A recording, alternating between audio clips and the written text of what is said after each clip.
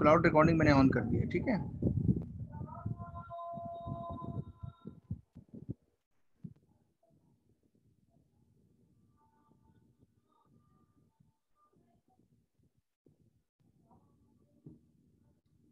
देखो, तो ये फर्स्ट क्लास एक्चुअली तुम लोग की है, तो इसके अंदर हम लोग बहुत ही बेसिक के साथ स्टार्ट करने वाले हैं, ठीक है। बेसिक कॉन्सेप्ट्स ऑफ केमिस्ट्री के साथ स्टार्ट करेंगे।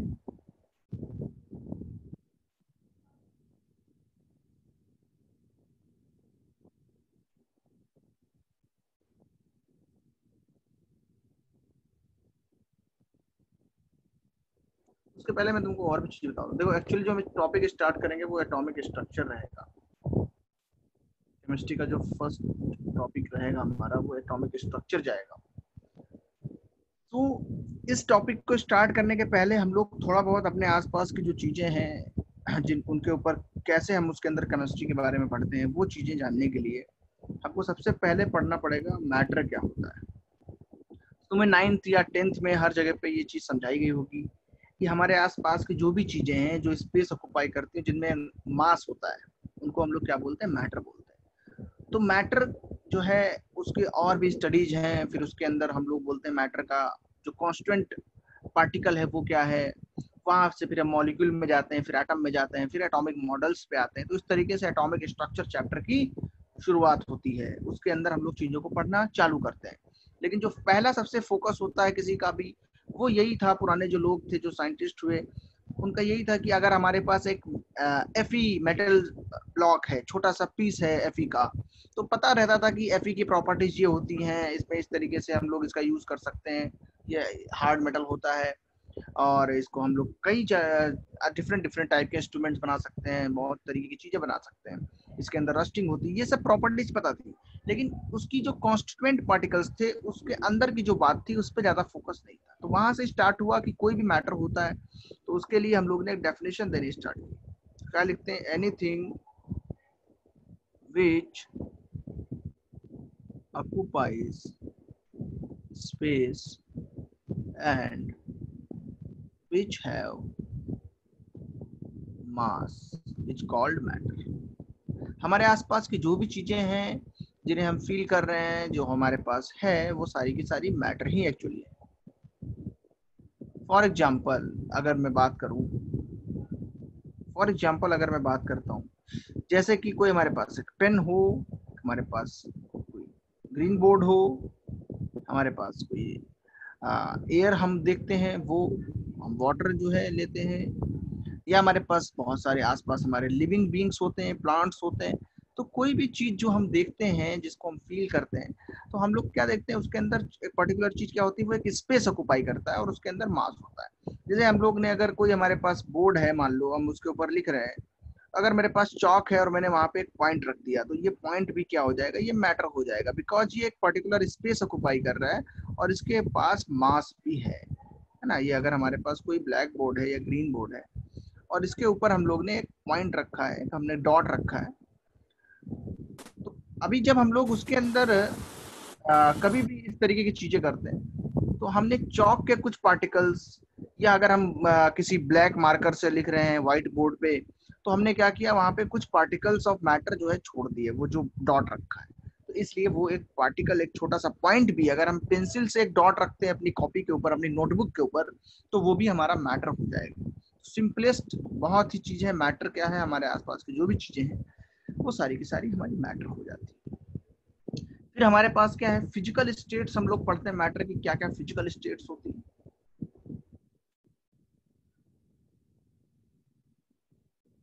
ये थोड़ा सा इंपॉर्टेंट टॉपिक हो जाता है। तो हमें पता है रूम टेम्परेचर पे या तो मैटर सॉलिड फॉर्म में होता है, या लिक्विड फॉर्म में, या गैस फॉर्म में होता है। तो वो हमें पढ़ना है। At room temperature we have three states of matter,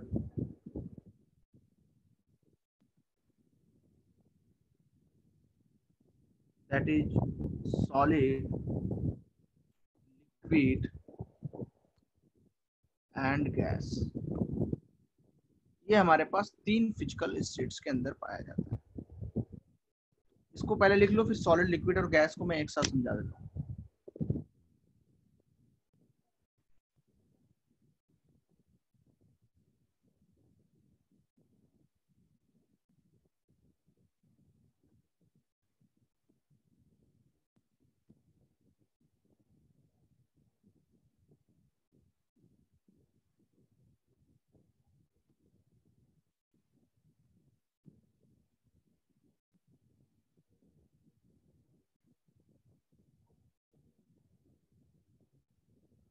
सबका नोट हो गया? नोट करना इंपॉर्टेंट है बहुत साथ में।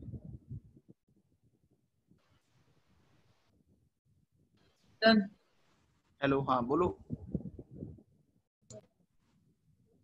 ओके, तो हम लोग एक साथ तीनों को पढ़ लेंगे।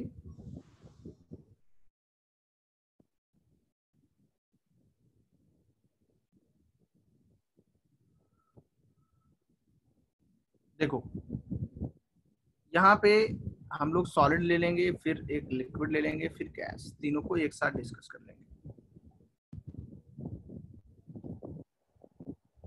Solid, liquid and gas. अच्छा, सॉलिड के अंदर क्या होता है, जो कांस्टेंट पार्टिकल्स होते हैं वो बहुत जो है पास पास होते हैं। पहला पॉइंट लिखेंगे सॉलिड, या फिर ऐसे लिख सकते हैं constituent particles of solids are very close to each other, are very close to each other. There is strong interparticle, there is strong interparticle force is present in solids. तो solids में ये होता है। लिक्विड्स में क्या होता है, जो कांस्टेंट पार्टिकल्स होते हैं वो उतने क्लोज पैक नहीं होते, वो थोड़ा सा दूर होते हैं, ये चीजें। In liquids the interparticle force, the interparticle force in liquids, the interparticle force is less than solids but more than gases. Gases से थोड़ा ज्यादा होता है, सॉलिड से थोड़ा कम हो जाता है। और गैसेस के अंदर क्या होगा, जो इंटर पार्टिकल फोर्स होगा वो ऑलमोस्ट जीरो होगा।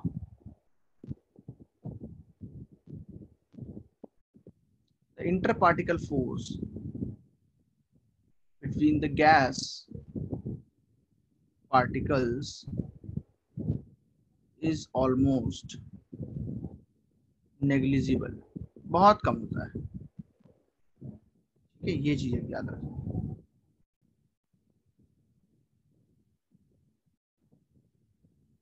अच्छा, तो दूसरी जो चीज है वो क्या है, फोर्स जो है वो सॉलिड में ज्यादा है, लेकिन जो इंटरपार्टिकल डिस्टेंस होगी वो सॉलिड में सबसे कम होगी।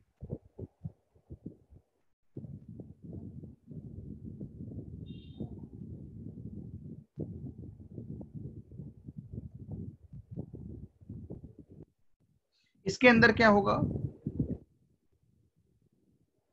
इंटर पार्टिकल जो डिस्टेंस होगी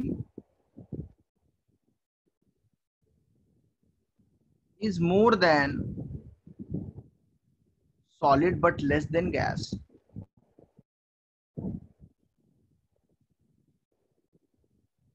इनके अंदर क्या होगा,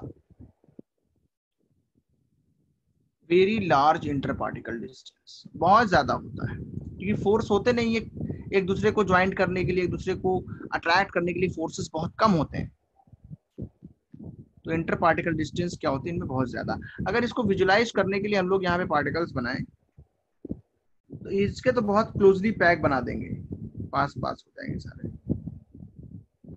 तो अगर 12th में चैप्टर पढ़ेंगे सॉलिड स्टेट्स, उसके अंदर इसके बारे में और इंफॉर्मेशन है, लिक्विड स्टेट जो है हम ज्यादातर फिजिक्स के अंदर पढ़ते हैं, तो इसमें मॉलिक्यूल थोड़े से एक दूसरे से दूर होते हैं। मान लो ये दो एक साथ मिले हुए हैं, फिर यहाँ पे ऐसे क्लस्टर्स इस तरीके से, बीच में जो है इनके गैप्स होते हैं। पार्टिकल जो है जो भी साइज के हो, चाहे वो मॉलिकुलर फॉर्म में हो, अगर इसको बहुत ही आसानी के साथ समझना है तो थोड़ा सा बीच में गैप दे के बना सकते हैं। ऐसा इतना होता है कि आपस में स्लाइडिंग कर पाए दूसरे पे, they can slide on each other,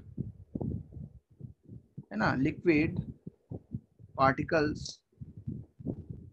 slide on each other, ये एक दूसरे पर स्लाइड कर सकते हैं। दूसरी चीज क्या होती है, थर्ड पॉइंट जो है, गैसेस के अंदर काफी ज्यादा डिस्टेंस होती है, ये एक दूसरे से काफी ज्यादा दूर होते हैं, तो जो बीच के डिस्टेंस डी है ये काफी ज्यादा है, और जो इंटरमोलिकुलर फोर्सेस हैं इनके बीच के वो काफी कम है, वो बहुत कम फोर्सेस के साथ होते हैं। तो गैस जो है वो बहुत ज्यादा फ्री होती है। तो इसीलिए हम जो थर्ड पॉइंट इसके बाद लिखने वाले हैं, ये 1-2 पॉइंट है, सेकंड पॉइंट ही, तो उसके अंदर हम क्या लिखेंगे कि जो सॉलिड्स होते हैं उनका जो मास है, तीनों का मास अगर मैंने जो लिया है वो मास अगर हम कांस्टेंट रखते हैं तो हम क्या बोल सकते हैं कि जो वॉल्यूम सॉलिड्स का है वो भी डेफिनिट है, उनका शेप वो भी डेफिनिट है। लिक्विड्स के अंदर हम क्या बोलेंगे कि जो लिक्विड्स का वॉल्यूम होता है वो तो डेफिनिट होता है, पर उनका शेप डेफिनिट नहीं होता है। जिस भी कंटेनर के अंदर लिक्विड्स को हम लोग डालेंगे वो उसका शेप ऑक्युपाई कर लेगा। उसके अंदर स्लाइडिंग प्रॉपर्टी होती है, जब किसी को हम पोर करते हैं लिक्विड, किसी मान लो बॉटल से किसी ग्लास में डाल रहे हैं, तो स्लाइड करते हुए पार्टिकल्स एक दूसरे पे मूव करते हैं, तो आगे की तरफ बढ़ते हैं। या किसी सरफेस पे, किसी फ्लोर पे अगर मैंने पानी डाल दिया तो वो बहता हुआ चला जाता है, दैट इज फ्लूइडिटी होती है उसके अंदर, एबिलिटी टू फ्लो होती है लिक्विड्स एंड गैसेस के अंदर, that's why liquid and gases are called fluids. तो ये सिंपल सा एक इसके अंदर पॉइंट है, तो ये पहले नोट करें आप लोग, उसके बाद मैं तीसरा और चौथा पॉइंट भी इसके अंदर लिखा देता हूँ। बहुत सारे पॉइंट्स हम लोग बना सकते हैं, बट बहुत इसेंशियल पॉइंट्स पे हम लोग बात करेंगे। यस, विस्कोसिटी की बात कर सकते हैं। विस्कोसिटी देखो, सॉलिड्स के अंदर एक्चुअली फ्लोइंग हो ही नहीं रही है तो बहुत ज्यादा उसके अंदर विस्कोसिटी, लिक्विड्स के अंदर विस्कोसिटी ज्यादा होती है, गैसेस के अंदर कम होती है। कंप्रेसिबिलिटी बता सकते हैं ईशान, सॉलिड जो है बहुत कम कंप्रेसिबल होते हैं, नेग्लिजिबल, कंप्रेसिबिलिटी उनकी जीरो मान सकते हैं। लिक्विड्स प्योर जो होते हैं वो भी इनकम्प्रेसिबल होते हैं, उनको भी कंप्रेस नहीं कर सकते, और जो गैसेस होती है उनको कंप्रेस कर सकते हैं, हाईली कंप्रेसिबल होती है गैसेस, उनको दबाया जा सकता है, मतलब फोर्स लगा के वॉल्यूम कम ज्यादा करने को टेंडेंसी को बोलते हैं। तो ये नोट डाउन करें।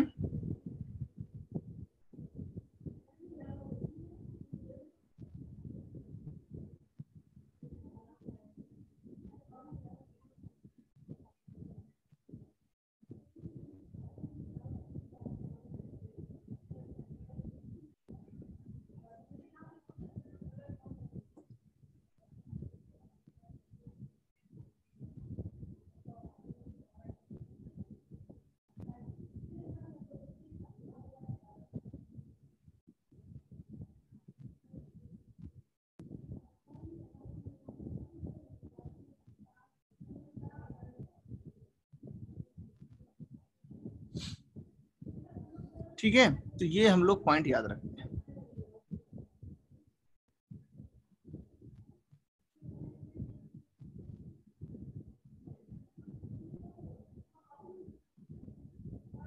तो एक मोर कॉन्सेप्ट चैप्टर है, जब वो शुरू होगा तो इसके अंदर और भी प्रॉपर्टीज की बात करेंगे।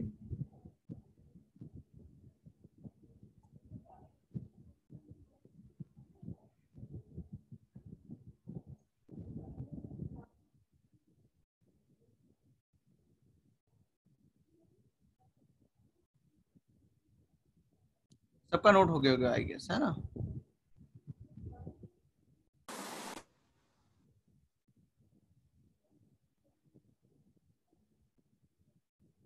नेक्स्ट पेज पे चलते हैं, ठीक है। देखो फिर से हम लोग थोड़ा सा एक दो पॉइंट लिखने के लिए लिख लेते हैं, सॉलिड, लिक्विड एंड गैस, तीनों लिख लिए, ठीक है। अच्छा, इनके अंदर क्या बताएंगे, सॉलिड्स हैव डेफिनिट मास। मास तो सबका ही डेफिनेट है, जितना तुमने लिया है मान लो तुमने सबका 10-10 ग्राम लिया, 10-10 ग्राम्स, तो वो तो डेफिनेट तुम्हारे ऊपर डिपेंड करता है, वो तो सबका सेम ही रहेगा, वो तो कंजर्व रहेगा। लेकिन बात करते हैं वॉल्यूम की। सॉलिड्स है definite volume and definite shape. Shape भी इनका कैसा होता है? डेफिनिट होता है। मान लो हमारे पास कोई एक हमारे पास डस्टर है, सॉलिड डस्टर है ना, किसका बना होता है वो सॉलिड डस्टर? मान लो वुड का बना हुआ है, वो रखा हुआ है, या एक मेटल पीस है, मान लो आयरन का मेटल पीस, ये हमने ले लिया Fe का।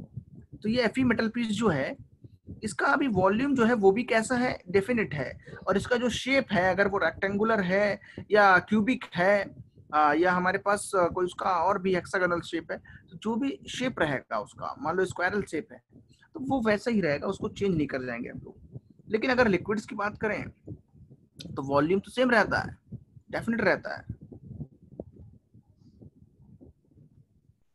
इनके अंदर वॉल्यूम डेफिनेट होते हैं, बट इनडेफिनिट जो शेप होगा वो डिफाइन नहीं कर सकते। एज लिक्विड्स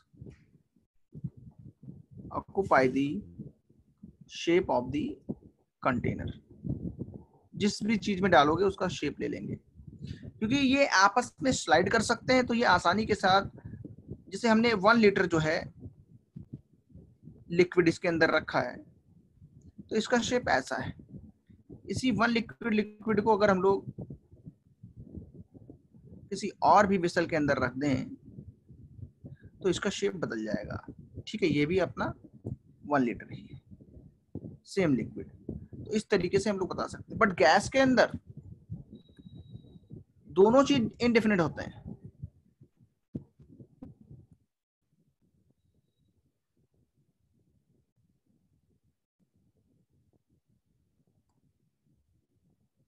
तो हम लोग क्या लिखेंगे?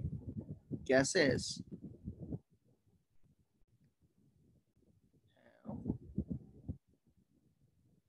indefinite shape and indefinite volume।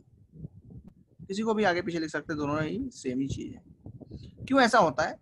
अगर मैंने मान लो गैस को किसी कंटेनर में लिया है, ये मान लो है 10 लीटर का कंटेनर, इसमें गैस ली हमने कुछ पर्टिकुलर ग्राम्स, मान लो इसके अंदर हमने 10 ग्राम्स गैस ली है। इसी गैस को हम निकाल के कंप्रेस करके एक बहुत छोटी बोतल के अंदर भी डाल सकते हैं, कोई फर्क पड़ेगा नहीं। छोटी सी बोतल के अंदर ये गैस आ जाएगी, 10 ग्राम गैस इस पे रख सकते हैं। तो देखो वॉल्यूम भी चेंज हो गया इस गैस का एंड शेप भी चेंज हो गया, दोनों चीज डेफिनेट नहीं है। पूरी जो है रूम की गैस को वैक्यूम क्लीनर से खींच के हम लोग एक छोटी सी जगह पे रख सकते हैं। दैट इज कॉल्ड कि गैस का कोई भी वॉल्यूम या शेप, दोनों चीजें डेफिनेट नहीं होती है। तो गैस ट्रांसफर कर सकते हैं हम लोग एक जगह से दूसरी जगह पे विद वॉल्यूम चेंज। वॉल्यूम जो है वो भी डेफिनेट, शेप इसका डेफिनेट इसलिए नहीं है क्योंकि ये एक साथ है ही नहीं, जितनी भी इसको स्पेस मिलती है वो पूरे को ऑक्यूपाई करता है। तो हम लोग क्या बोल सकते हैं? Volume of the gas is actually the volume of the container. In general हम लोग ये बात बोल सकते हैं। इन गैसेस को हम लोग आइडियल मान के बिहेव करते हैं। गैसेस स्टेट एक चैप्टर है, उसके अंदर हम लोग और भी ज्यादा इसको कवर करते हैं, वहां पे और भी चीजें देखते हैं। बट हम लोग सिंपली बोल सकते हैं कि volume of the gas is the volume of the container. Simple सी एक बात लिख सकते हैं इसके अंदर। ठीक है, सबने इसको लिख लिया है? Yes sir. ओह गुड, बहुत अच्छी। अगर साथ में ही लिख लेते यस सर। तो और भी चीजें हैं, कंप्रेसिबिलिटी, विस्कोसिटी, ये गैस स्टेट के अंदर फिर से कवर किया जाएगा, इसमें कोई बड़ी बात नहीं है।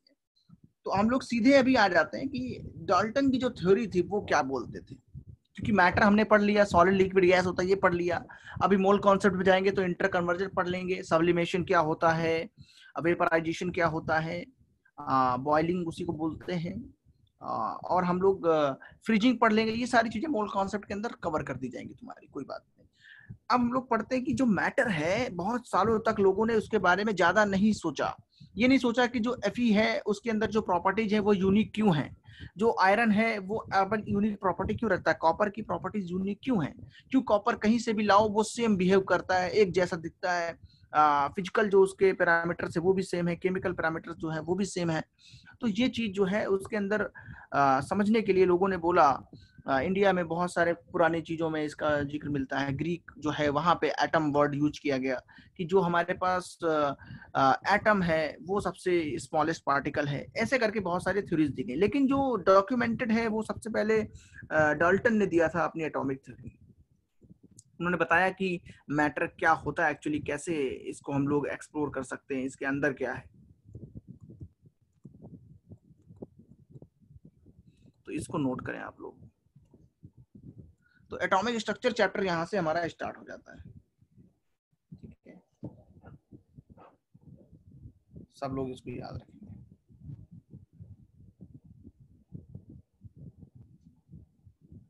लास्ट स्लाइड देखना है। ओके, लास्ट स्लाइड देख लो भाई।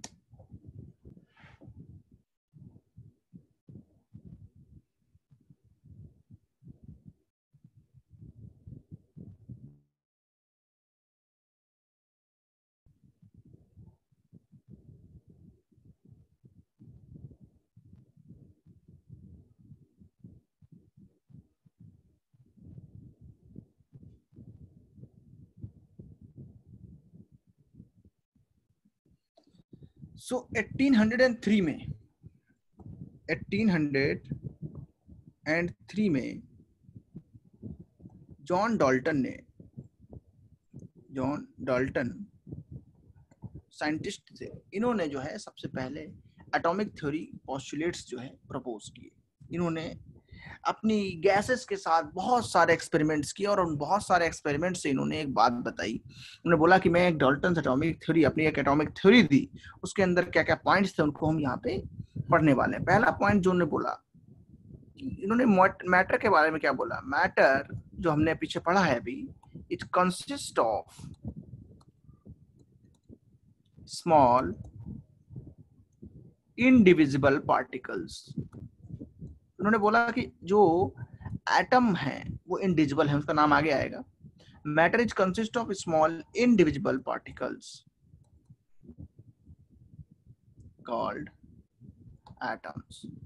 बोला कोई भी मैटर हो, चाहे Fe हो, चाहे कुछ भी हो, वो सब एटम से मिलके बना है, और जो एटम है वो इनडिविजिबल होता है। ये एक बहुत बड़ी बात उन्होंने कह दी। ठीक है, साथ में इन्होंने क्या जोड़ दिया, atoms can neither be created nor be destroyed। इनको ना तो हम बना सकते हैं, ये उस समय की बात है 1803 में बोल रहे हैं। आज के जमाने में ये चीज गलत हो गई है, लेकिन हम लोग क्रोनोलॉजी की वजह से इसको पढ़ते हैं। हम अपना हिस्ट्री जानना चाहते हैं कि केमिस्ट्री में कैसे जो है इवोल्यूशन आया है, कैसे चीजों को हमने आज के जो डेट में नॉलेज है वो कैसे आया। इसलिए हमें ये जानना बहुत जरूरी हो जाता है कि पहले क्या बताया गया था कि मैटर कैन, जो एटम है उसको ना तो हम लोग बना सकते हैं ना तो उसको डिस्ट्रॉय कर सकते हैं। एक्चुअली केमिकल रिएक्शंस में एटम्स का रीअरेंजमेंट होता है। सेकंड पॉइंट क्या बोला कि atoms of the same element are identical in shape. Shape तो सबका आइडेंटिकल होता है, सबको स्फेरिकल मानते हैं, इसको हटा दो। Mass, size and other chemical properties. जैसे क्या रिएक्शन करेगा वो सारे एक जैसे करेंगे। जैसे मान लो हाइड्रोजन का एटम ऑक्सीजन के एटम से मिलकर पानी बनाता है, इस तरह की केमिकल रिएक्शंस, तो वो सारे के सारे हाइड्रोजन के एटम सेम बिहेव करेंगे। ऐसा ये दूसरा पॉइंट बोलता है कि atoms of the same element are identical in mass, size and other chemical properties, that is in nature. क्या बोल सकते हैं, आइडेंटिकल इन नेचर। क्या बोल सकते हैं, आइडेंटिकल इन नेचर। तो तीसरा पॉइंट क्या बोला कि एटम्स ऑफ, जैसे फॉर एग्जांपल इसके अंदर हम लोग एग्जांपल भी ले सकते हैं। एग्जांपल जैसे ले लिया कि ऑक्सीजन का जो एलिमेंट होगा वो सब कैसे होंगे, ऑल आर आइडेंटिकल। ऑक्सीजन के सारे एटम्स कैसे होंगे, आइडेंटिकल होंगे। हमने अगर एक कंटेनर ले लिया, उसमें ऑक्सीजन के एटम्स लिए, तो सारे के सारे ऑक्सीजन एटम्स के प्रॉपर्टीज, उनका साइज, उनका जो है मास, वो सब एक जैसा होगा। फिर हम लिखेंगे atoms of the different elements are different in nature, that is physical nature भी उनका जो है अलग होगा, that is mass, size and chemical properties. For example अगर एक हाइड्रोजन एटम है और एक ऑक्सीजन एटम है तो ये हमेशा क्या होंगे, डिफरेंट होंगे। इनका साइज भी अलग होगा, इनका मास भी अलग होगा, है ना, इनकी केमिकल प्रॉपर्टीज भी अलग होंगी। जल्दी से नोट करें ये फर्स्ट 3 पॉइंट्स जो कि डाल्टन ने दिए थे अपने टाइम पे, ये प्रपोज किया था इन्होंने 1803 में। तो 1800 में हम लोग चल रहे हैं अभी, आज के कम से कम मोर देन 200 ईयर्स पहले की ये बात है।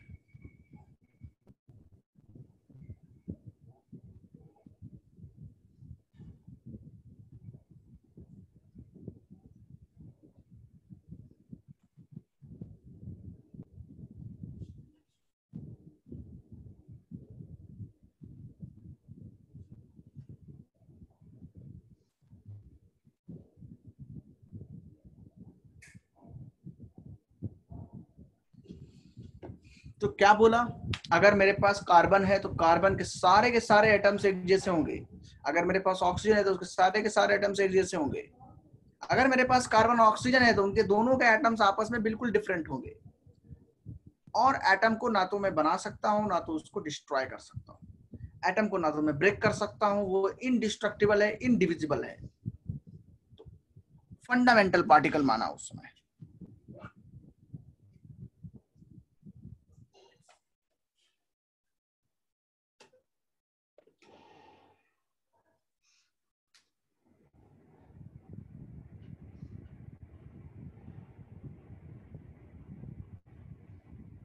सबने नोट किया ये?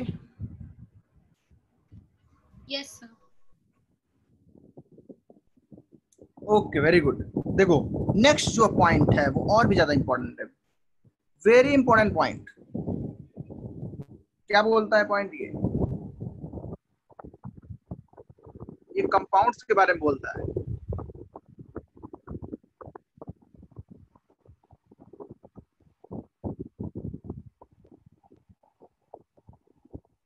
क्या बोला, atoms of different element combined with each other in simple whole number ratio to form compounds.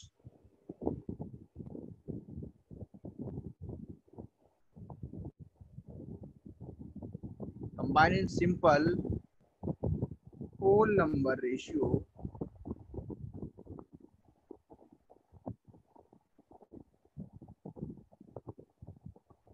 to form compounds.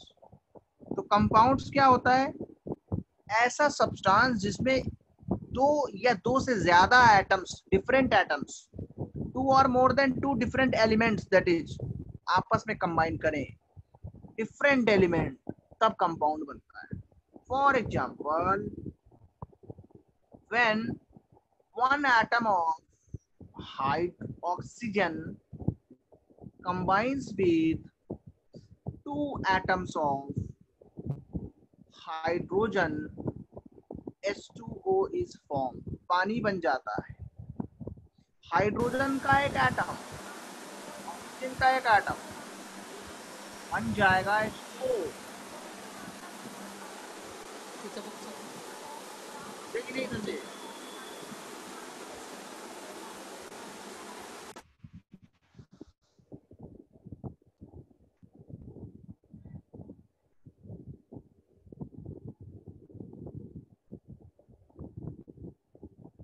ठीक है। फॉर एग्जाम्पल 1 हो गया, example 2 carbon plus oxygen CO2। तो देखो हाइड्रोजन और ऑक्सीजन के अंदर क्या हो रहा है, सिंपल होल नंबर रेशियो में हम लोग कंबाइन कर रहे हैं। मतलब इनका जो मास रेशियो होगा वो हमेशा कैसा होगा, सेम। जैसे H2O जो है इसमें मास रेशियो क्या है, 2:16, 1:8। कहीं से भी पानी लाओ उसके अंदर ऐसे हो जाएगा। एटम्स जो है वो कैसे हैं, सिंपल होल नंबर रेशियो में। एटम्स किसमें है, सिंपल होल नंबर रेशियो। तो मास वाला चलो आगे पढ़ा दूंगा डेफिनेट प्रोपोर्शंस के अंदर। यहाँ पे तो एटम्स का याद रखो कि एटम्स होल नंबर रेशियो में लीजिए, 1:2, 1:2, 2:2, 2:3 ऐसा होल नंबर रेशियो होना चाहिए।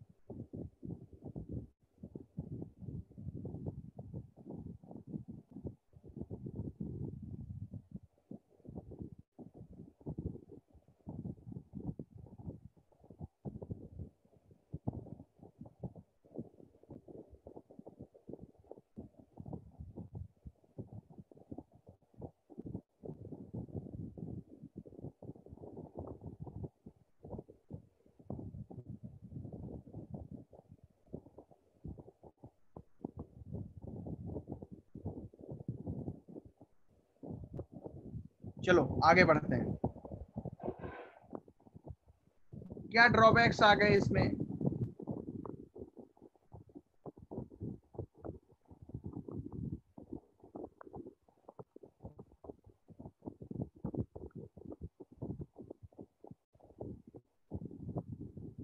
बोलो भाई, क्या ड्रॉबैक्स आ गए? पहला ड्रॉबैक आ गया भाई, डाल्टन ने बोला था कि उसको हम डिस्ट्रक्ट नहीं कर सकते, हमको उसको डिवाइड नहीं कर सकते, बट आज की डेट में हमें पता है कि एटम को डिवाइड किया जा सकता है।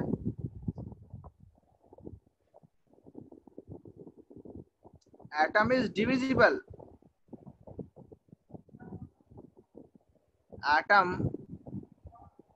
कैन बी डिवाइडेड इनटू सब एटॉमिक पार्टिकल्स। सब एटॉमिक, एटॉमिक के एटम के अंदर वाले, for example like electron, proton and neutron. इस तरीके से एटम को डिवाइड किया जा सकता है। दूसरा पॉइंट क्या बोल दिया?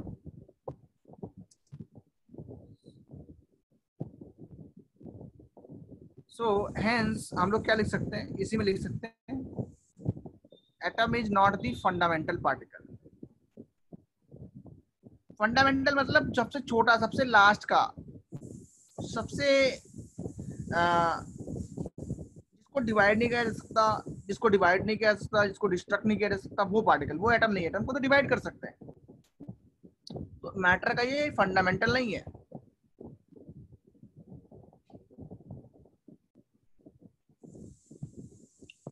Very good. सेकेंड पॉइंट जो है उस पे आ जाओ। आइसोटोप सुना होगा तुमने। भाई डाल्टन ने क्या बोला था कि अगर एक ही टाइप के एलिमेंट है तो सारे के सारे एटम्स क्या हो गए, आइडेंटिकल। डाल्टन ने क्या बोला कि atoms of the same element are identical in nature, but ये तो बात आइसोटोप्स में लागू नहीं होती। आइसोटोप्स क्या होते हैं? Atoms of the Same element, yes yes, having very good, same atomic number but different mass. yes, which have different mass number और different, उसी को क्या बोलते हैं, एटॉमिक वेट या एटॉमिक मास। सिंपल सा बात है। देखो, जैसे मैंने ले लिया हाइड्रोजन,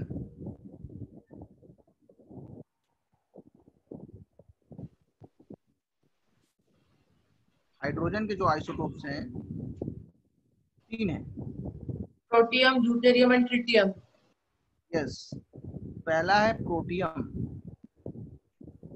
दूसरा है ड्यूटेरियम, तीसरा है ट्रिटियम। तो देखें भाई, यहाँ पे अगर मैं कोई कंपाउंड एलिमेंट लिखता हूँ, कोई एटम लिखता हूँ, एक्स, ये इसका नोशन है, डिनोट करने का सिंबल है, और यहाँ जेड और यहाँ ए, तो एक्स तो क्या हो जाएगा, सिंबल ऑफ एलिमेंट,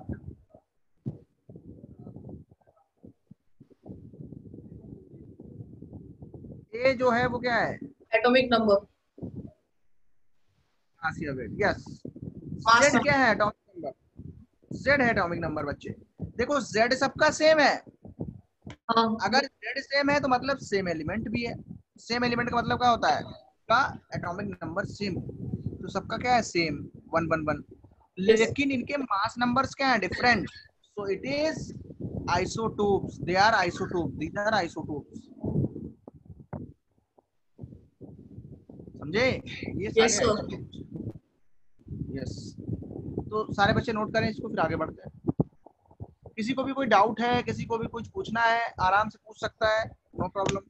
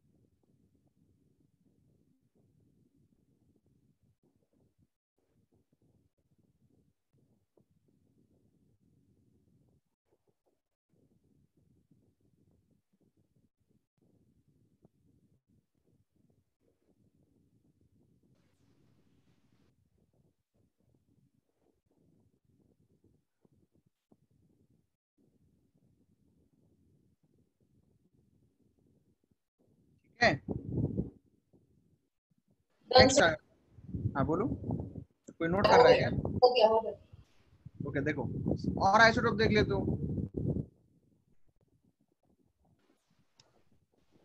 कार्बन के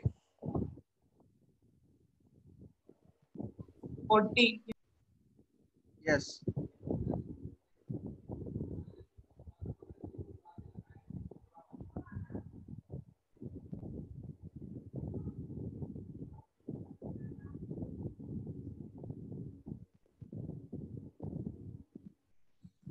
ठीक है। Yes अब sir. हाँ ऐसे याद कर लो दो तीन, फिर आ जाता है आइसोबार्स।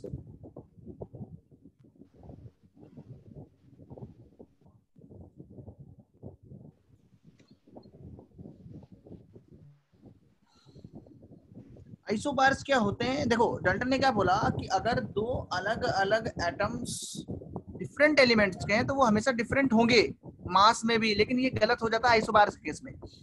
आइसोबार्स क्या होते हैं? atoms of the different elements having same mass number are called isobars.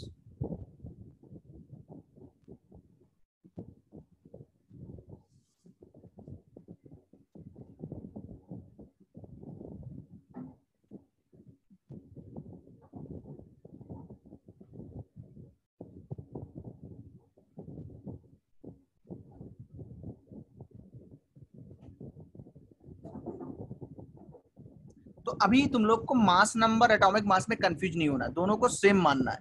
आगे चल के पता चल जाएगा मास नंबर जो है रिलेटिव होता है, एक नंबर होता है सिर्फ, और एटॉमिक मास में एक यूनिट आ जाती है एएमयू या यूनिफाइड मास। ज्यादा फर्क नहीं है, नंबर 14 का 14 ही रहेगा, 12 का 12 रहेगा, बस वो मास नंबर की जगह एटॉमिक मास बोलने पे 12 एमयू हो जाएगा। तो ये आगे सब समझा दूंगा। Okay sir.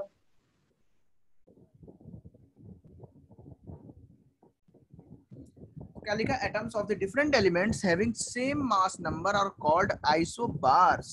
वेरी गुड, ये आइसोबार होते हैं। So example can you give? Yes, for example जैसे हाइड्रोजन 1h3 वाला मिलता है हीलियम, और हीलियम मिलता है हमारे पास 2h3 वाला भी। तो अगर 2h3 वाला हीलियम 3 लिया है तो ये दोनों क्या हो जाएंगे? आइसोबार। क्यों बताओ? क्योंकि एटॉमिक नंबर तो डिफरेंट है, 1 और 2 है, लेकिन atomic mass mass number same है। सेम है। यस, और भी एग्जांपल्स दे सकते हैं। 6C14 कार्बन 14 बोलते हैं इसको, एंड नॉर्मल नाइट्रोजन, ये भी क्या है, आइसोबार्स। फॉर एग्जांपल तीसरा ले लेते हैं, 20 calcium 40 and 18 argon 40, inert gas है AR आर्गन, तो ये भी क्या है, आइसोबार्स। देखो इन सब में क्या है खास बात कि भाई यहाँ पे ये तो सेम नंबर है, mass number, but atomic number different है। 14 14 6 7, 40 40 20 18।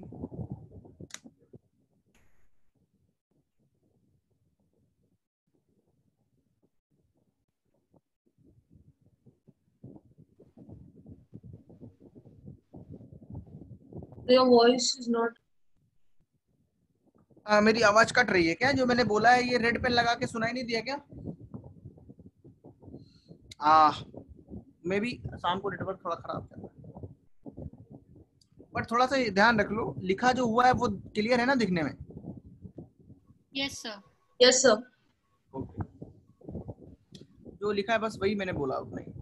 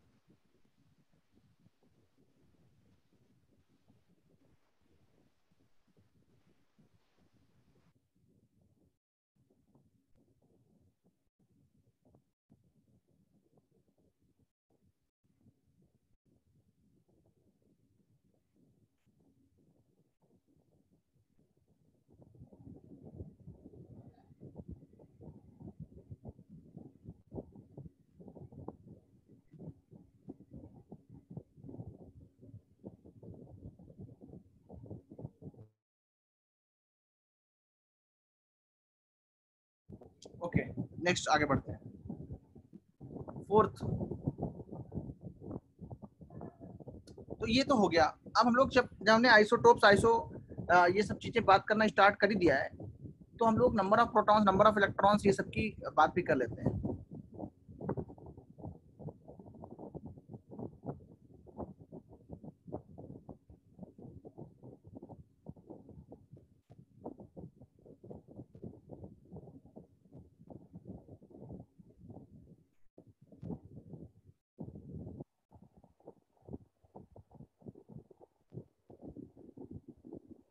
एक असाइनमेंट में सेंड करूंगा तुम्हारे ग्रुप पे, उस असाइनमेंट को सॉल्व करना होगा, ठीक है? Okay, sir. Yes, good. देखो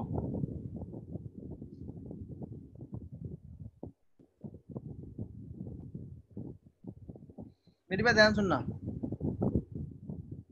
Yes. हाँ बता रहा हूँ। Calculation of number of protons, electrons, neutrons and और भी कुछ होगा तो मैं बताऊंगा, पहले यही करना है मैं। और आइसोडायफर्स, आइसोबार्स, आइसो इलेक्ट्रॉनिक, ये सब पढ़ना है। पहले न्यूट्रॉन प्रोटॉन की कैलकुलेशन देख लेते हैं कैसे करना है। तो देखो अगर हमारे पास x कोई एलिमेंट का, एटम का सिंबल है, और यहाँ z लिखा है, यहाँ a, तो x क्या हो जाता है, सिंबल ऑफ एटम या सिंबल ऑफ एलिमेंट। a जो है वो क्या हो जाता है, एटॉमिक मास, और इसको क्या बोलते हैं, मास नंबर। z जो हो जाता है वो क्या हो जाता है, एटॉमिक नंबर। अब ध्यान देना, मान लिया, अच्छा और भी चीजें, नंबर ऑफ प्रोटॉन्स, ये सब पॉइंट्स याद रखने, इज इक्वल टू z हो जाएगा, मतलब एटॉमिक नंबर के बराबर हो जाएंगे। Similarly in neutral atom, number of electrons should be also equal to Z, that is atomic number, and A should be equal to Z plus N. A क्या है? Atomic mass, that is mass number. Z क्या है? Atomic number.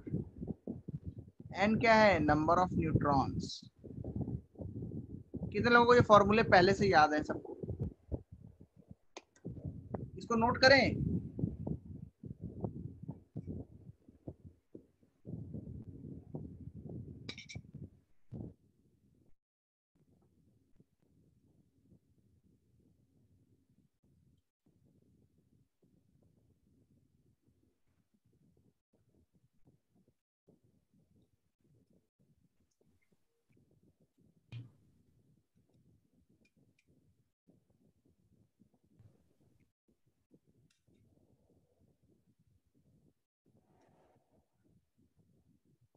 Note हो गया?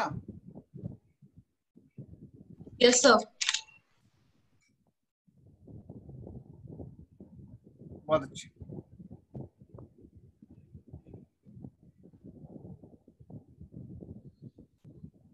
Next देखो,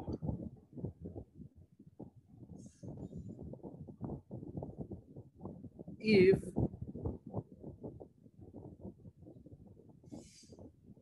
there is positive charge on the species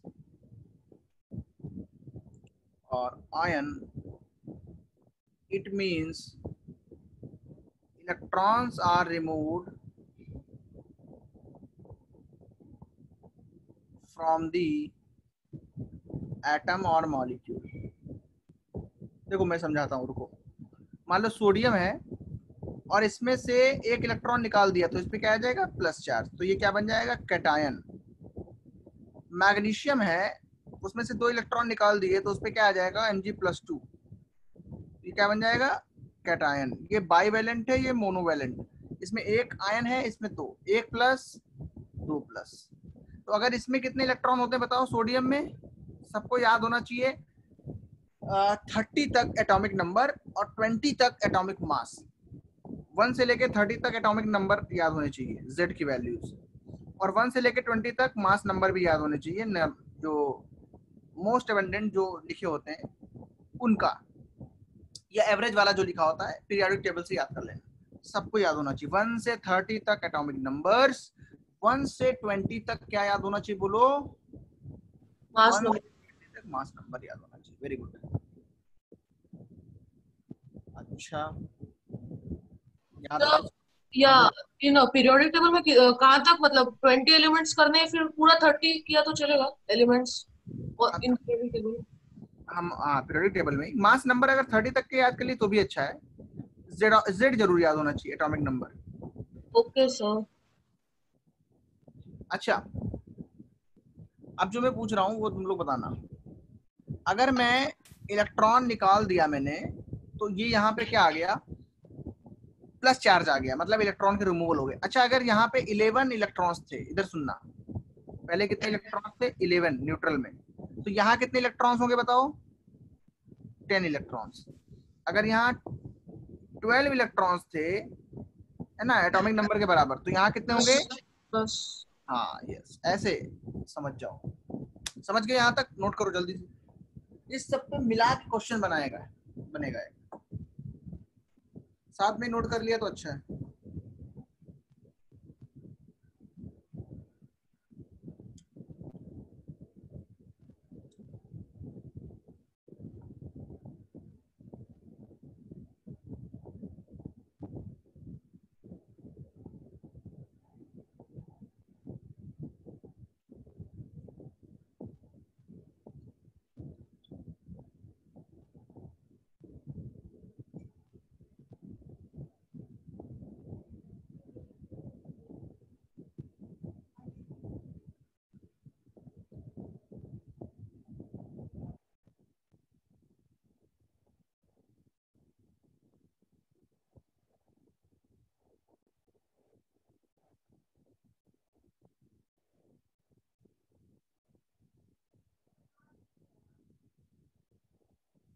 अब मैं जो दे रहा हूँ वो सॉल्व करना है।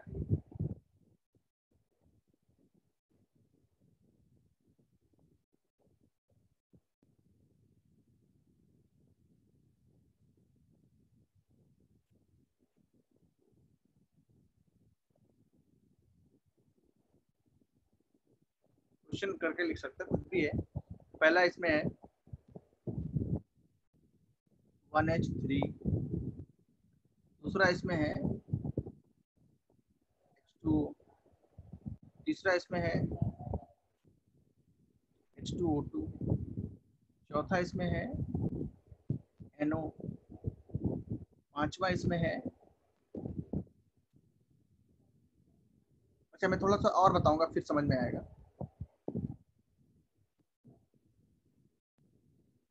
H3O प्लस, सिक्स इसमें है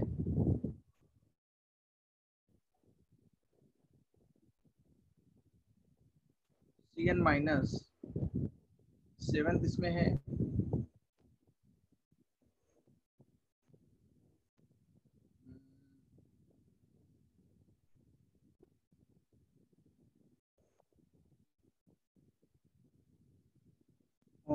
कौन सा लेते हैं, बड़ा थोड़ा ले लेते हैं। तो इसको सॉल्व करने से पहले एक बात चलनी चाहिए, नंबर ऑफ इलेक्ट्रॉन्स और प्रोटॉन्स और न्यूट्रॉन्स इन ए मॉलिक्यूल और कंपाउंड, सेम चीज है, इज इक्वल टू, या फिर ion is equal to sum of number of electrons और प्रोटॉन्स और न्यूट्रॉन्स, जिसमें करेस्पॉन्डिंग होगा in all the constituent atoms, है ना, और प्लस माइनस चार्ज, चार्ज होगा उसको घटाना बढ़ाना पड़ेगा इलेक्ट्रॉन्स के लिए, इसको हटा दो, ये अलग से समझा दूंगा।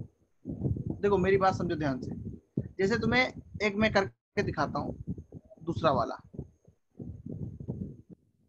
सॉल्यूशन नंबर 2 करके दिखा रहा हूँ H2O में, ध्यान से सुनना।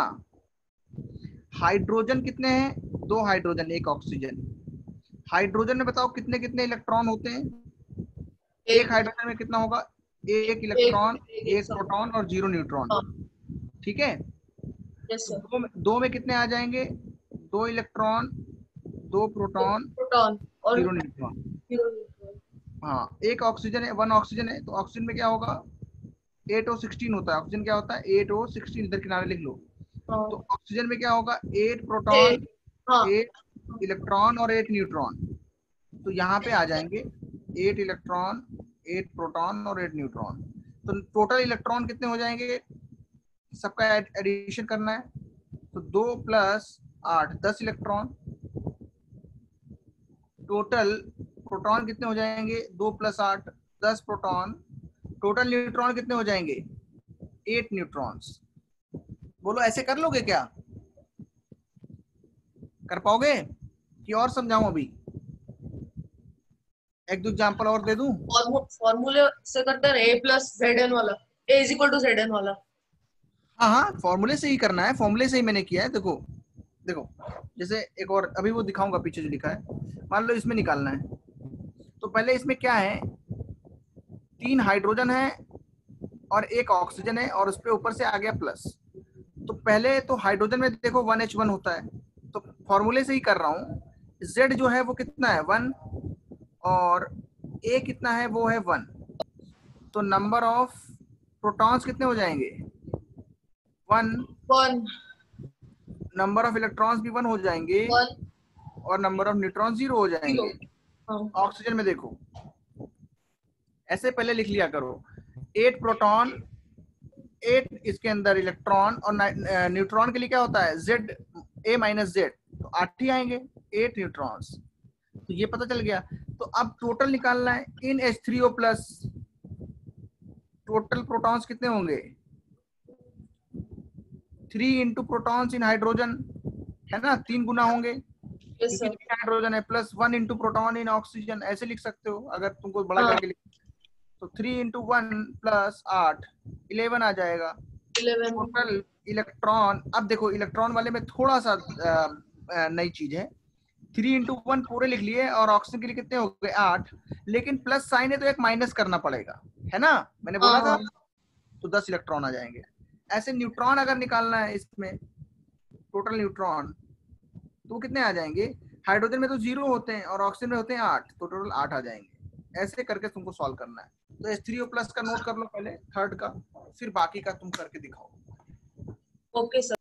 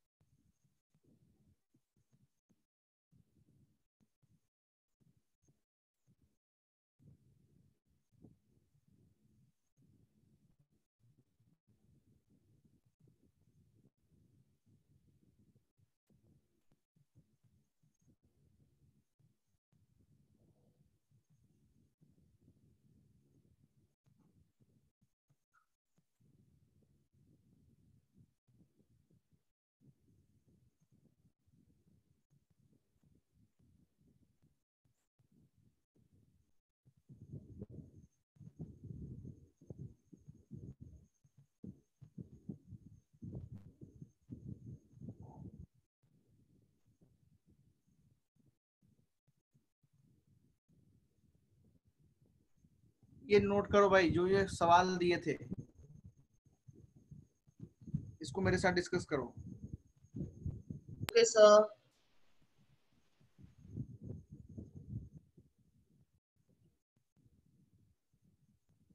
तो पहला ट्रीटियम वाला तो बहुत आसान है, 1s3 से आ जाएगा उसमें। तो ट्रीटियम में क्या होगा, 1 प्रोटॉन 1 इलेक्ट्रॉन और 2 न्यूट्रॉन्स। Yes sir. यस, और दोनों। भी हाँ। 2 न्यूट्रॉन्स, यस करेक्ट। तो ऐसे ही तुम्हें करना है, इसका कर लिया, इसका कर लिया, इसका, अब इसका करो, इसका भी। ये फोर्थ फिफ्थ वाला अच्छा मैंने बताया है।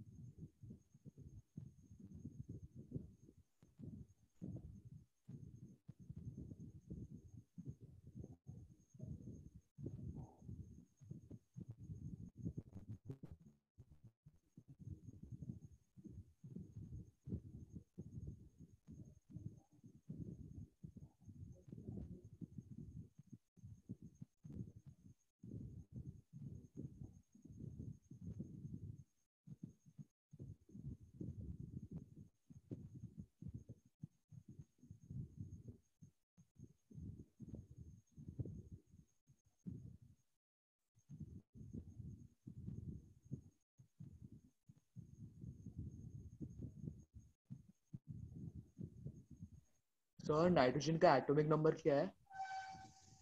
नाइट्रोजन का बच्चे 7 है, मैं लिख देता हूँ, सारे का लिख देता हूँ, चलो जो जरूरत पड़े। हाइड्रोजन का है 1H1, अगर दिया नहीं हो तो, जैसे ट्रिटियम अलग से दिया है तो उसका वही माना जाएगा, ट्रिटियम वो दिया है। ऑक्सीजन का 8 to 16, नाइट्रोजन का 7 and 14, कार्बन का 6C12,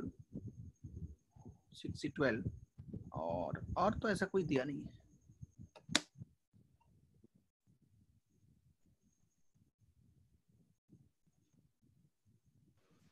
सर 13 प्रोटॉन्स, मतलब वो सिक्स्थ वाला Cn हाँ माइनस। हाँ हाँ हाँ, 13 protons, 13 neutrons and 13 electrons। Electron extra आएगा ना, Cn- उस पे लगा है। हाँ हाँ हाँ, माइनस माइनस या यस करेक्ट, 14 हो जाएगा। 14।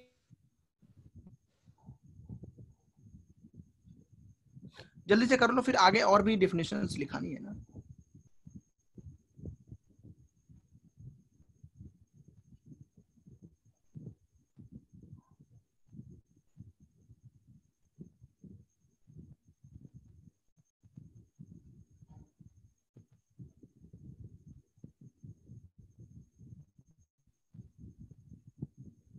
तो देखो जैसे तुमको Cn माइनस का सुनना है, तो कार्बन इसमें है, तो कार्बन के लिए 12 हाँ हाँ 12। 12 नंबर ऑफ प्रोटॉन्स जो है कितने आ जाएंगे बताओ भाई? नंबर ऑफ 6 प्रोटॉन, हाँ 6 आ जाएंगे। सबका एक ही है, मतलब न्यूट्रॉन्स और प्रोटॉन और इलेक्ट्रॉन 6 हाँ सबका सेम आएगा। इलेक्ट्रॉन्स भी 6 आएंगे और नंबर ऑफ न्यूट्रॉन्स आ जाएंगे। A-2Z फॉर्मूला भी लगा सकते हो या A-N लगा सकते हो, ठीक है। A-Z, सॉरी A-Z, ये फॉर्मूला लगा सकते हो। A कितना है 12 माइनस 6 कितना आएगा 6। तो तीनों 6 6 6 आए। नाइट्रोजन देखो 7 and 14, तो यहाँ पे भी क्या आएगा 7 प्रोटॉन 7 इलेक्ट्रॉन 7 न्यूट्रॉन। तो Cn माइनस में निकालना है तो क्या आएगा, कार्बन के कितने हो जाएंगे, मान लो पहले निकालना है प्रोटॉन, तो 7 प्रोटॉन 6 कार्बन के और 7 नाइट्रोजन के 13। फिर निकालने इलेक्ट्रॉन्स, मान लो तो 6 कार्बन के 7 नाइट्रोजन के एक एक्स्ट्रा आया है 14, ये बहुत इंपॉर्टेंट। हाँ और ये न्यूट्रॉन्स, तो 6 कार्बन के 7 नाइट्रोजन के तो 13 ही आएंगे। ये हो गया।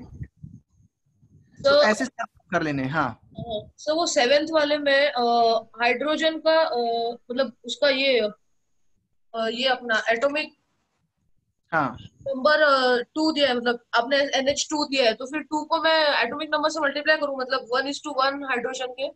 ये दो नंबर्स है, नंबर्स, ये H2 दो हैं इसमें, ये लिखा हुआ है 2 H2 हैं, ऐसा है। तो स्ट्रक्चर दिखाता हूँ मैं। हाँ सर प्लीज। जिसने इसको लिखना है लिखेगा वो, बाकी लोग को मैं दिखाता हूँ। पहले Cn माइनस वाला एनीबडी अगर नोट कर रहा है, कोई भी नोट कर रहा है तो वो नोट कर सकता है।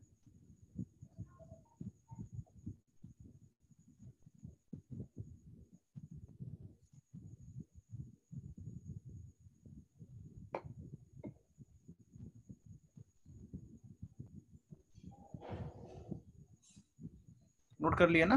देखो अब मैं NH2CuNH2 बताता हूँ। इसका जो स्ट्रक्चर है वो थोड़ा सा देखना पड़ेगा, बस उसकी भी जरूरत नहीं है।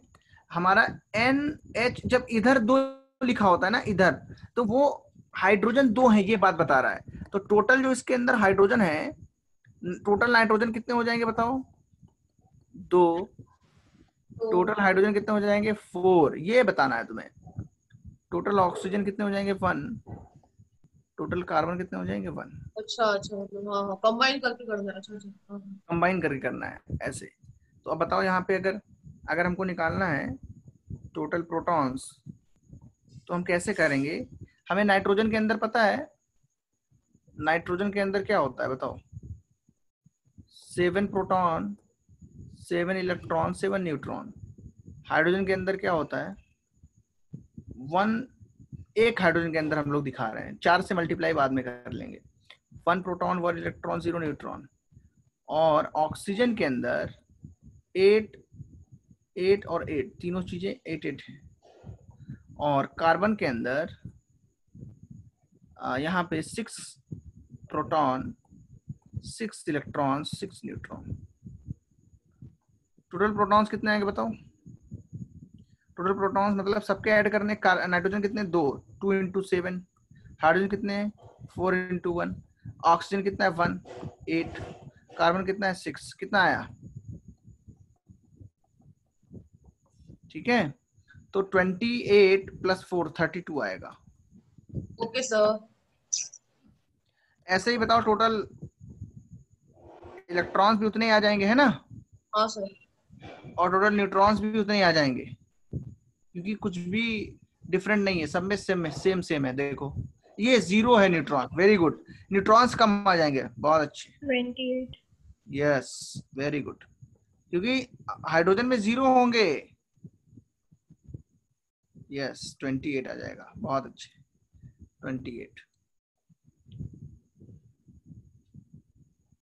28 ला पाए तुम लोग, ठीक है।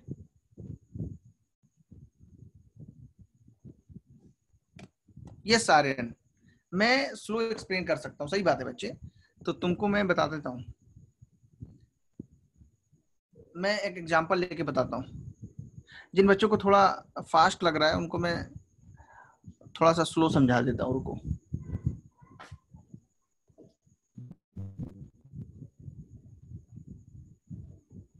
बट ये बहुत ही आसान है, इसमें कोई तुमको दिक्कत नहीं होगी। हम लोग के पास सफिशिएंट टाइम है और हम लोग सफिशिएंटली इसको जो है एक्सप्लोर करेंगे।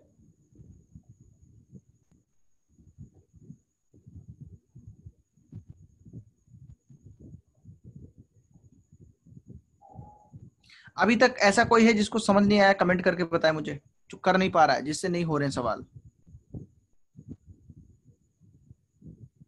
यहां से नोट करना स्टार्ट किया था तुम लोगों ने और ये फाइनल बचा है।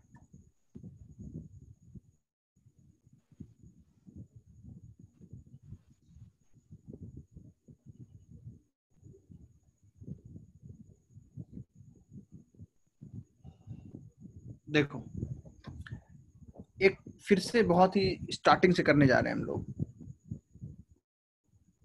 यही चीज को। अब समझ में आना चाहिए सबको, जिनको नहीं आया, एक्चुअली सबको आ गया होगा। एक दो बच्चे अगर हैं तो उनको कवर हो जाएगा। मान लो हमें दिया है पहले एटम वाला फॉर्म, हमें पूछा है एटॉमिक नंबर पूछा है, मास नंबर पूछा है, न्यूट्रॉन्स पूछे, प्रोटॉन्स पूछे, इलेक्ट्रॉन्स पूछे। तो हम बोलेंगे इसको कंपेयर करेंगे हम लोग अपने फॉर्मूले से। ये क्या बोलता है ए की वैल्यू, ये क्या बोलता है जेड की वैल्यू। ए आ जाएगा 17, जेड आ जाएगा 8। तो z अगर 8 है तो प्रोटॉन भी कितने हो जाएंगे 8, because we know that z equal to p equal to e in a neutral atom.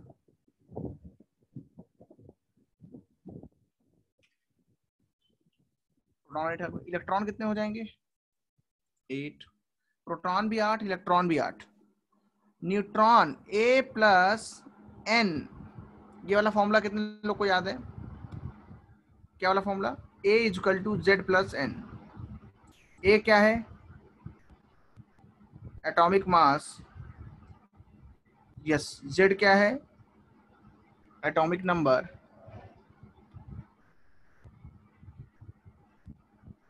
n क्या है? Number of neutrons.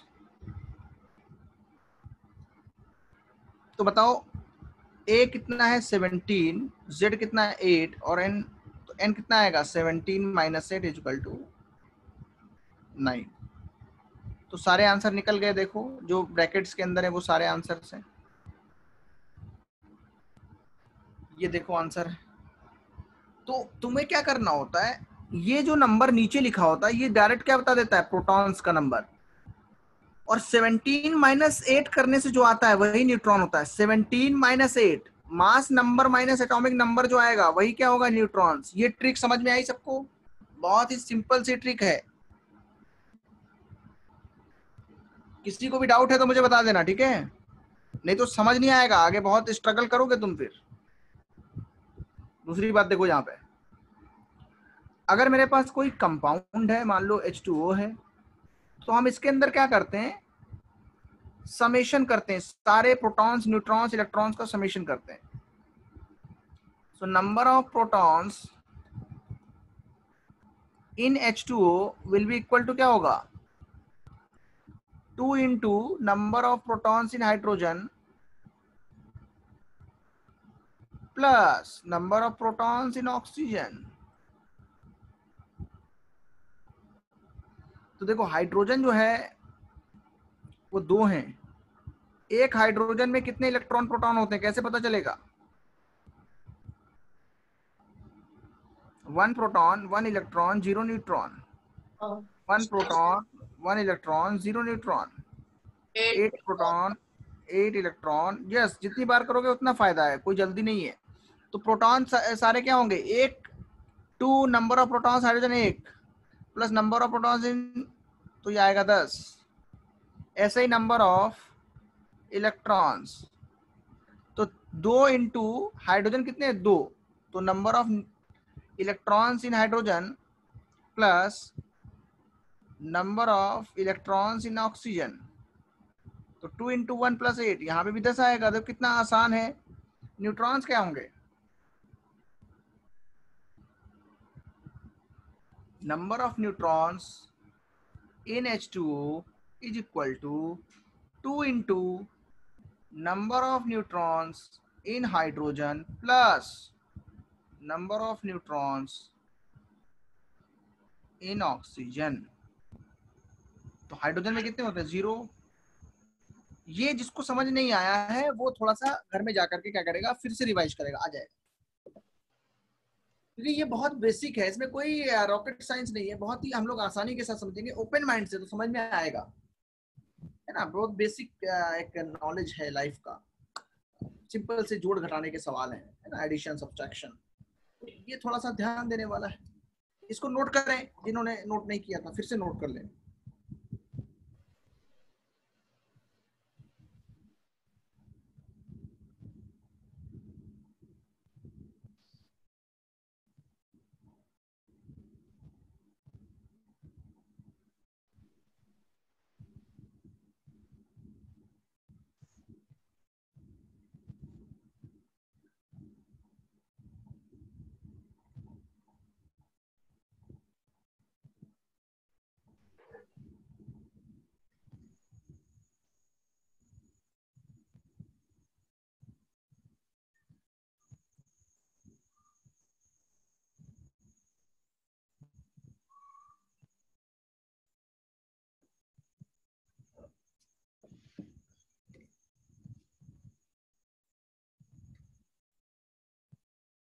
बहुत अच्छी।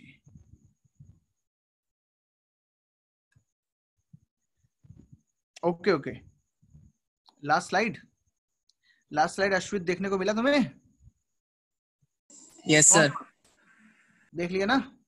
Okay yes.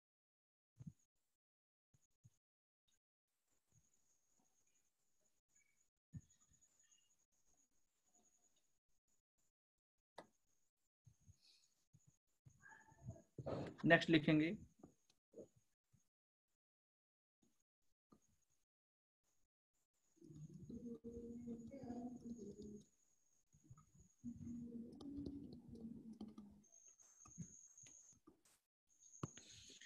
हाँ, तो लिखेंगे एटम्स, मॉलिक्यूल्स, आयंस, कुछ भी हो सकते हैं, which have same number of electrons are called isoelectronics.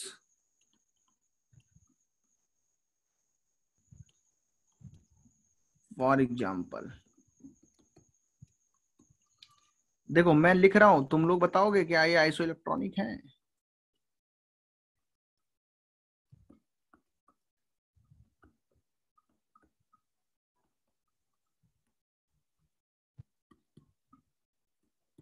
बताओ क्या ये स्पीसीज आइसोइलेक्ट्रॉनिक है?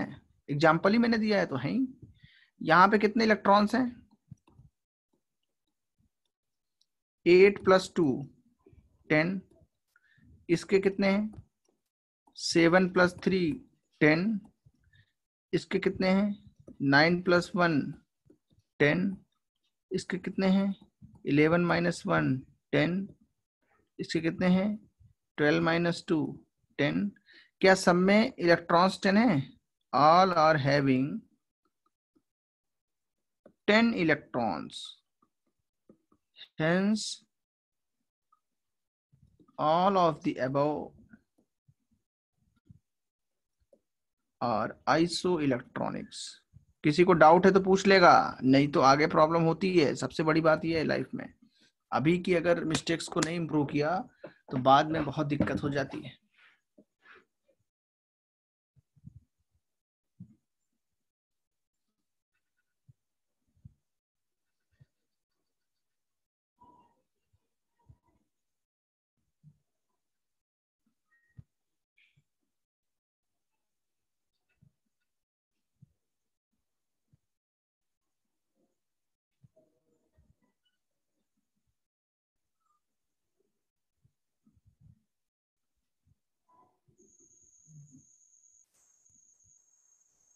Sir, it is written iso electrons all are having iso. हाँ क्या लिखा है? all are having iso 10 10 electrons. Electron, yes. ई इलेक्ट्रॉन्स को डायरेक्ट ये इसका तरीका है लिखने का, खोल के भी लिख सकते हैं।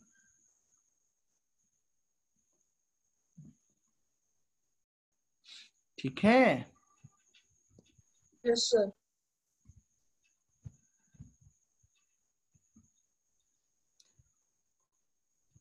तो बहुत ही सिंपल है, बहुत ही आसान है। किसी को डाउट है? Anyone doubt? कोई डाउट है तो पूछ सकता है। हेलो, हाँ बोलो। देखो, अच्छा ठीक है, तो सिंपल है, इलेक्ट्रॉन्स के नंबर जो है वो काउंट करने हैं। इलेक्ट्रॉन के नंबर्स काउंट करने हैं। कितने लोगों ने इलेक्ट्रॉन के नंबर काउंट करना सीखा है? जिन्होंने इलेक्ट्रॉन, देखो मैंने पहले ही बोला था, जिसको पिछला समझ में नहीं आएगा उसको ये समझ में नहीं आएगा। जिसने पीछे इलेक्ट्रॉन काउंट करने नहीं सीखे वो यहाँ पे कुछ भी समझ नहीं पाएगा। भाई यहाँ ऑक्सीजन जो है उसके अंदर तुम्हें दिमाग लगाना आना चाहिए। 8O16, 7N14, 9F17, 19 कर दो, 11Na23, 12Mg24। तो देखो ये कितने लोगों को यही नहीं पता है आज तक कि यहाँ पे भाई 8 होता है, यहाँ पे 7 होता है, यहाँ पे 9 होता है। यहाँ पे काफी कमजोर बच्चे हैं इससे, इनके अंदर 8, 7, 9 और ये 11, 12 जो होते हैं ये एटॉमिक नंबर्स हैं, ये जेड की वैल्यूज हैं। इन वैल्यूज में हम लोग एडिशन करते हैं किसका? इलेक्ट्रॉन्स जो है जो इसके अंदर से गए हैं या आए हैं। यहाँ पे 2 माइनस हुआ है तो 2 एक्स्ट्रा इलेक्ट्रॉन ऐड किए, तो 8 + 2 कितने इलेक्ट्रॉन्स हुए? 10 इलेक्ट्रॉन्स। नाइट्रोजन के पास 7 पहले से थे, 3 और आ गए, 10 इलेक्ट्रॉन। क्या इसमें प्रॉब्लम है? तो बहुत ही साफ लिखा हुआ है, सामने लिखा हुआ है। अभी तो बहुत लंबी जर्नी तय करनी है। 9 + 1 10 electrons, 11 - 1 10 electrons, 12 - 2 10 electrons. Very good, yes, समझ गए? तो ये हमको याद रखना है। किसी को डाउट बचा अभी? कितने लोगों को समझ में आया? ये इलेक्ट्रॉन निकालना समझ में आया? इलेक्ट्रॉन जो है वो ऐड करके या सब्सट्रैक्ट करके। Okay Ishaan, very good. और भी बच्चे जो हैं जिनको भी डाउट है कमेंट करके बताएं क्या क्या डाउट है, फिर हम आगे बढ़ते हैं। डाउट्स पहले क्लियर करेंगे, then we will go forward. Anyone, any doubts? चलो बहुत अच्छे, कोई डाउट नहीं, सब समझ में आया तुम्हें। उसके बाद आ जाता है यस मैश रामायण। ओके, बहुत अच्छे, very good. Use, we will see forward what is the use, है ना? For now there is no use of isoelectronic for your life, for our life. जैसे जैसे हम लोग आगे बढ़ेंगे वैसे वैसे यूजेस भी आते जाएंगे बच्चे। अभी के लिए हम लोग यूज पे नहीं, आइसो इलेक्ट्रॉनिक कोई सामान नहीं है जो उसका यूज कर लिया जाए। This is the chemical term, है ना? जैसे हम लोग जब क्या करेंगे, जैसे मैंने बोला तुम्हें सोडियम फ्लोराइड है, थोड़ा सा तुम्हारी कॉम्प्लेक्स हो जाएगा बच्चे एक्चुअली। तो ये जो कैटायन है, इन सब कैटायंस के अंदर 10 इलेक्ट्रॉन्स हैं, they are having octet complete. तो ये सब चीजें आगे पढ़ेंगे, जो केमिकल बॉन्डिंग है और बहुत सारे चैप्टर्स हैं। अभी तो केवल हम उनको क्लासिफिकेशन कर रहे हैं कि हाँ सही बात, इनके अंदर इलेक्ट्रॉन्स बराबर हैं। That is called iso electronics. Iso means होता है सेम, आइसो मीन्स क्या होता है? सेम। और इलेक्ट्रॉनिक कहने का मतलब है कि उनकी इलेक्ट्रॉनिक प्रॉपर्टीज क्या है? सेम है, जिनके अंदर सेम इलेक्ट्रॉन्स है। Very good. चलो फिर आ जाता है आइसोटोप पढ़ लिया, आइसो इलेक्ट्रॉनिक पढ़ लिया, आइसोटोन्स पढ़ लो। क्या इनको क्या बोलते हैं? Isotonic species. दिमाग लगा के पढ़ना है, होमवर्क जो करके नहीं लाएगा उसको क्लास में एंट्री नहीं मिलेगी, पहले बता देना मैंने। मेरी क्लास में होमवर्क कंप्लीट होना चाहिए। सुनो, आइसोटोन्स और आइसोटोनिक स्पेसीज क्या होता है? Species which have same number of neutrons are called isotones. तो ज्यादातर इसके अंदर एटम्स होते हैं, ज्यादातर हम लोग क्या इसके अंदर लेते हैं? एटम्स ही होते हैं, जिनके अंदर हम लोग आइसोटोन्स की बात करते हैं, एटम्स। फॉर एग्जाम्पल मैं तुमको एग्जाम्पल्स देता हूँ, आइसोटोनिक एटम्स के एग्जाम्पल्स देता हूँ।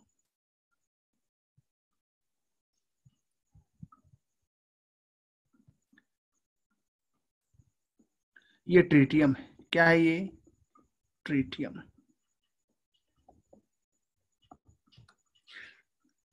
एटॉमिक नंबर कितना है? 1। मास नंबर कितना है? 3। नंबर ऑफ न्यूट्रॉन्स कितने आएंगे? A-Z। सुनो सुनो इधर, हीलियम Z2 है, A4 है, नंबर ऑफ न्यूट्रॉन्स 4 - 2 2 आ जाएंगे।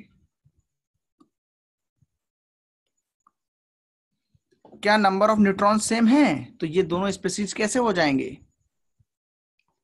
बोलो। आइसोटोन। आइसोटोन्स। वेरी गुड, लिखो जल्दी से लिखो।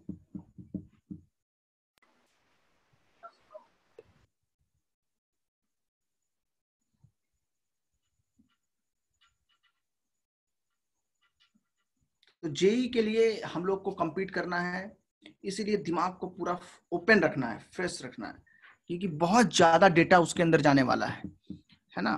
इतना डेटा जाएगा कि उसको संभालने के लिए फ्रेशनेस होनी चाहिए।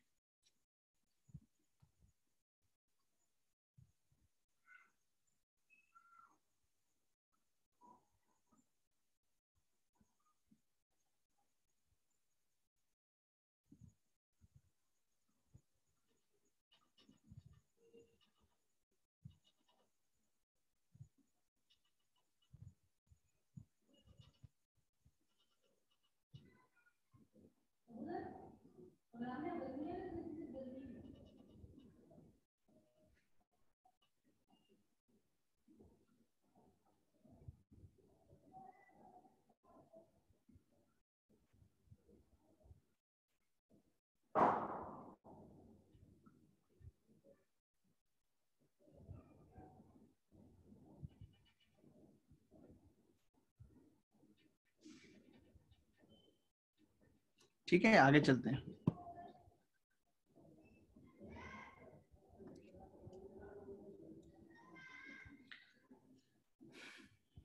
देखो, नेक्स्ट आता है आइसोडायाफर्स। ये भी बहुत इंपॉर्टेंट है, एक टर्म है, इसका नाम पता होना चाहिए। तो लिखेंगे atoms which have different number of atomic number and different number of mass number but have same, देखो पढ़ो इसको ध्यान से, but have same difference between number of neutrons and number of protons are called isodiaphers। इसको पढ़ लिया? कितने लोगों ने इसको रीड किया है? हैंड रेज करो। सबने पढ़ लिया ना? atoms which have same number of atomic, देखो n - z की value which have same n - z value, same difference between number of neutrons and number of electrons। ऐसे क्या बोल सकते हैं directly? atoms which have same n - z or a - 2z value। n - z value या a - 2z value क्या होनी चाहिए? उनकी सेम होनी चाहिए। हाँ, नहीं, ऐसा नहीं होता है, सारे न्यूट्रल एटम्स आइसोटोन्स नहीं होते बच्चे। तो एग्जांपल, हाँ, एग्जांपल इसके मिलेंगे, आइसोडायफर्स के एग्जांपल्स हमारे पास बहुत सारे हैं। देखो, जैसे मैंने ले लिया एक 8O16 एक ये ले लिया, एक ले लिया 6C12। तो देखना Z भी डिफरेंट, ये भी डिफरेंट, लेकिन जब इसके अंदर नंबर ऑफ न्यूट्रॉन्स निकालेंगे तो वो कितने आएंगे? 8। नंबर ऑफ प्रोटॉन्स कितने निकालेंगे? वो भी 8। नंबर ऑफ न्यूट्रॉन्स कितने हैं? 6। नंबर ऑफ प्रोटॉन्स भी कितने हैं? 6। तो n माइनस z कितना आया? 0। n माइनस z कितना आया? 0। इसलिए ये क्या होंगे? आइसोडायाफर्स। क्या होंगे? आइसोडायाफर्स।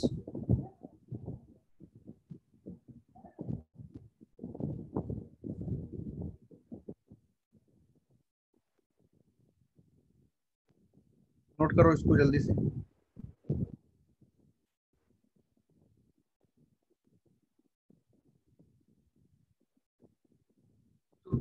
सिंपल है बहुत, इसमें कोई बड़ी बात नहीं।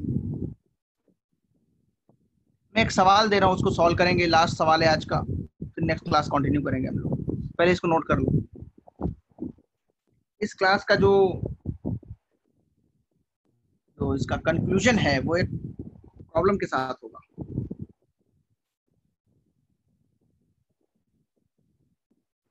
डिफरेंस लिखा है ना, डिफरेंस किसके किसके बीच का difference? Number of neutrons and number of protons के बीच का डिफरेंस। n माइनस पी की वैल्यू सेम होनी चाहिए। तो बताओ n माइनस पी का मतलब क्या है? n माइनस जेड, और n की जगह क्या लिख सकते हो? a minus Z. तो टोटल क्या हो जाएगा? a minus 2z।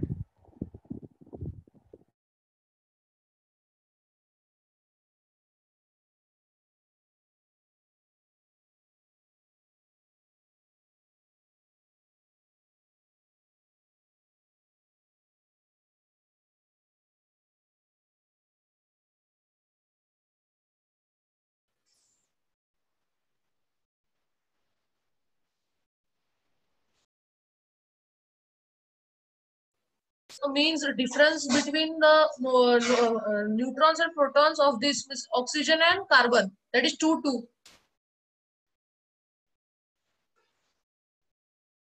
Hello.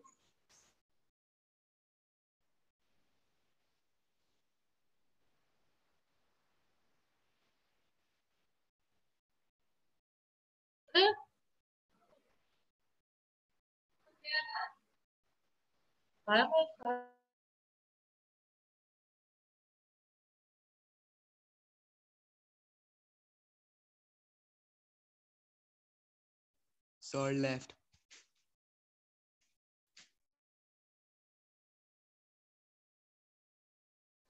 Ma'am, can we leave?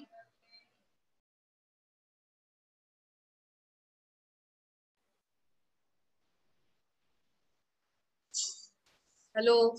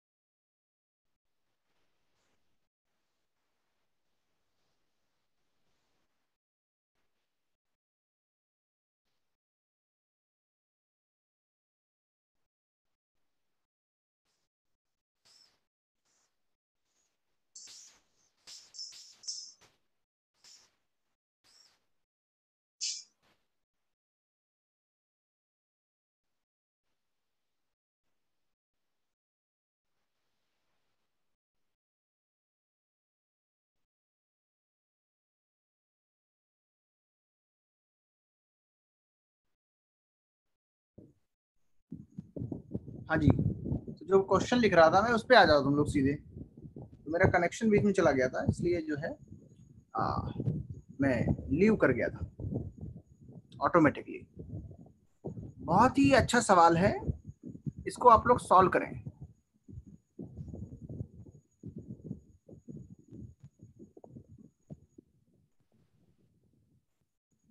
Which of the following is direct? हाँ, लिखा है which of the following pairs pair pair लिखा है, PAIR इज आइसोडायाफर्स। तो ये जो मार्कर है, ये पेन है, ये थोड़ा सा नेचुरल नहीं है कह सकते हैं,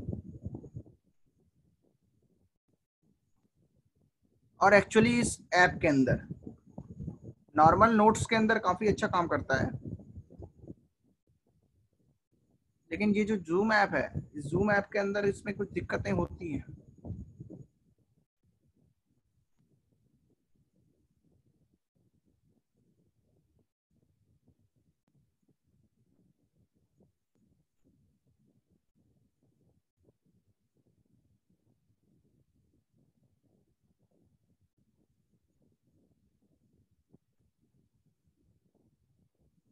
देखो सबको पढ़ने में आ रहा है, कहीं पे किसी को डाउट है तो पूछ सकता है मुझसे,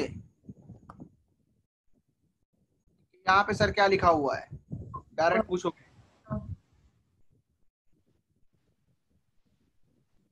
कोई इसमें दिक्कत की बात नहीं है पूछने में।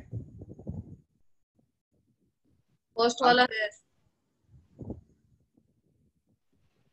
हाँ बताओ जल्दी जल्दी। मतलब है आइसोडायफर है। फर्स्ट वाला, हाँ, अच्छा न्यूट्रॉन कितने कितने तो हैं सर उसमें? नहीं है। 6 और 11 है, तो मतलब दोनों का डिफरेंस 5 आ रहा है, तब न्यूट्रॉन का भी और प्रोटॉन का भी। इसके अंदर n माइनस पी की वैल्यू, इसके अंदर n माइनस पी की वैल्यू के सेम होनी चाहिए। सर सिर्फ C आइसोडायफ्रिक है। सर थर्ड चलो वाला ईशान पहले तुम बताओ, पहले ये बताओ समझ पाए हो ना बात को, क्या हो रहा है? हाँ हाँ,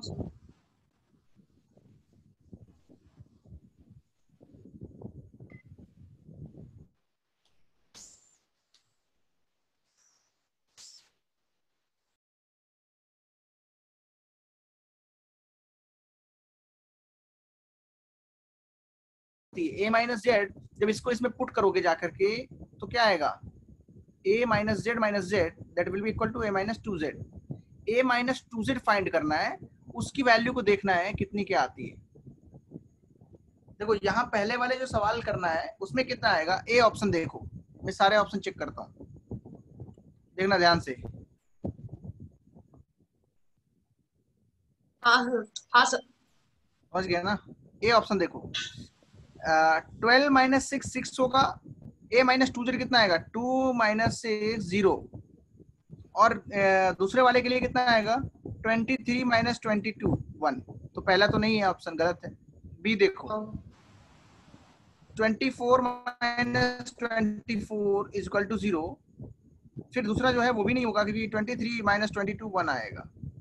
सी वाला देखो, ये सी वाला आ जाएगा, 4 minus 2 into 2 that is 4 0, 16 minus 2 into 8 that is also 0, and D option, D option कितना आएगा, 12 minus 12 is 0 but 15 minus 14 is 1।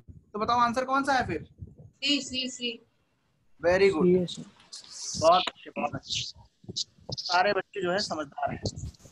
चलो नेक्स्ट क्लास में कंटिन्यू होगा, इसके बाद का सब लोग मैं होमवर्क ग्रुप पे भेज रहा हूँ, वो होमवर्क करके आओगे, प्रैक्टिस प्रॉब्लम सेट 2 करके आओगे। कौन सा करके आओगे बच्चे? Practice problem set 2। तो वो पीडीएफ वाला, वो पीडीएफ दिया? हाँ अभी मिल गया क्या? नहीं नहीं, वो पीडीएफ आया था ना वेक्टर्स के मैंने कैलकुलेशन। देखा था, उसमें से करना है क्या? मैं भेजूंगा, अभी भेजूंगा मैं, प्रैक्टिस प्रॉब्लम सेट 2, ठीक है? ठीक है सर। ठीक है सर। चलो बाय एवरीवन, है ना? तो थैंक यू इसको सर। थोड़ा सा रिवाइज कर लेना, वेलकम एवरीवन, ठीक है? तो मैं थैंक यू सर। हाँ thank you sir. Welcome everyone, ठीक है? तो ये तुम लोग जो है होमवर्क कर लोगे।